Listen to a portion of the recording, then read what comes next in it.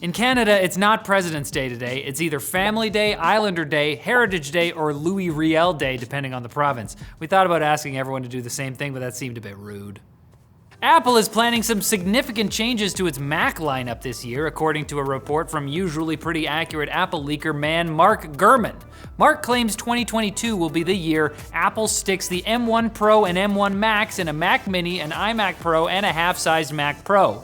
And if you think all the Macs and Pros are already getting confusing, don't worry. Watch Mac addresses short and it'll all make sense. Nice.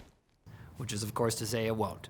Fittingly, Gurman also says this year of mostly twos will see the arrival of Apple's M2 chip in a 13-inch MacBook Pro, a MacBook Air, a Mac Mini, and a 24-inch iMac. The chip itself is expected to have the same 8-core CPU architecture, but with a couple more graphics cores and faster clocks, while the itsy-bitsy version of the Mac Pro could have up to 40 CPU cores and 128 graphics cores.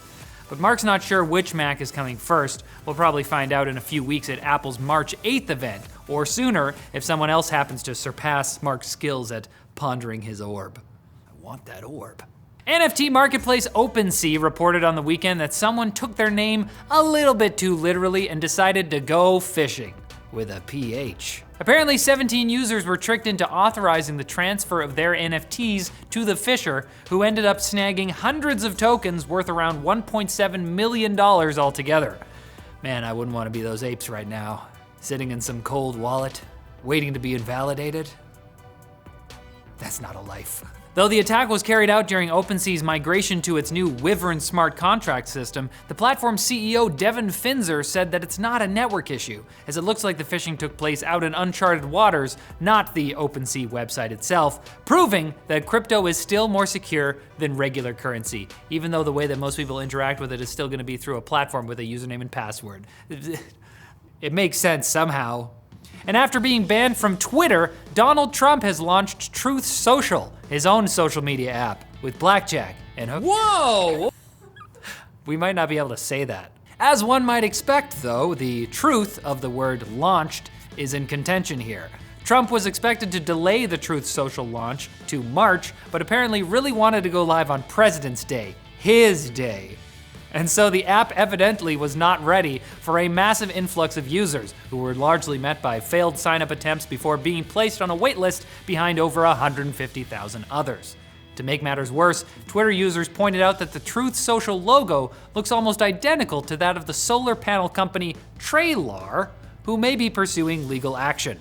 Hopefully Trump can DM his wife about the app's problems, though that might be difficult since she signed a deal with the also free speech-oriented social platform Parler to provide exclusive communications. Hopefully the waitlist gets shortened soon so we can finally find out the truth of what the heck is going on out there. What is it? Now it's time for Quick Bits, brought to you by Vessi, maker of footwear known for being lightweight, easy to pack, comfortable, and most importantly, waterproof. Are you always on the move, sometimes through very shallow bodies of water? Well, Vessi's everyday move shoes are for you. These ones. We're talking enhanced breathability, added support, a pull tab for easy on and offing, vegan suede lace cages, extra midsole cushioning, and of course, the same waterproof Dymatex technology that's gonna make you wanna wear them everywhere. It may become a problem. Just kidding, it's the opposite. So keep your feet dry and save $25 with our offer code TechLinked at vessi.com/techlinked. Quick Bits, I told you they were coming, so why are you sitting there like you didn't know that already?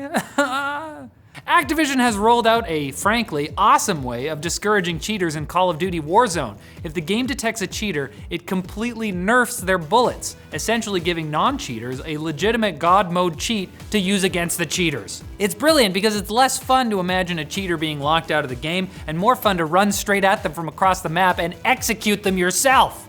Oh, you want an easy mode? What do you think this is, Super Mario? Get the f out of here.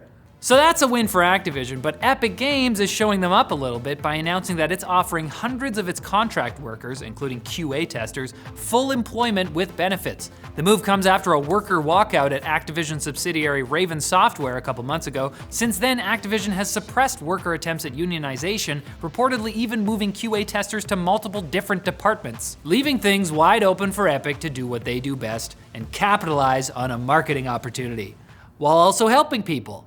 I don't know how to feel. More evidence pointing to the arrival of gaming Chromebooks has popped up in the form of a code change in Chromium referencing Steam support. This clue follows a recent code reference to RGB keyboards, and Google actually said it would bring Steam to Chromebooks 2 years ago, so it's not that far-fetched. Can't wait to see performance on a gaming Chromebook myself. Pretty sure putting Chrome on things makes them faster. That's how it works for cars.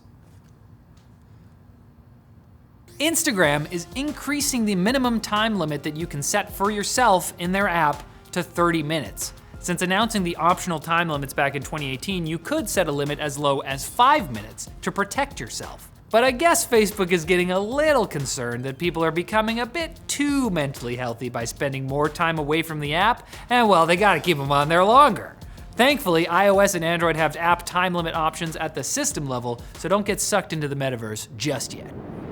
And I'm sorry, but if you were stoked about copywriting a brilliant work of art generated by your pet AI algorithm, we're just not there yet as a society. The US Copyright Office has rejected artist and scientist Stephen Toller's request to copyright an image on behalf of an algorithm he created called Creativity Machine. The office declared copyrighted works must have an element of human authorship, so there you have it.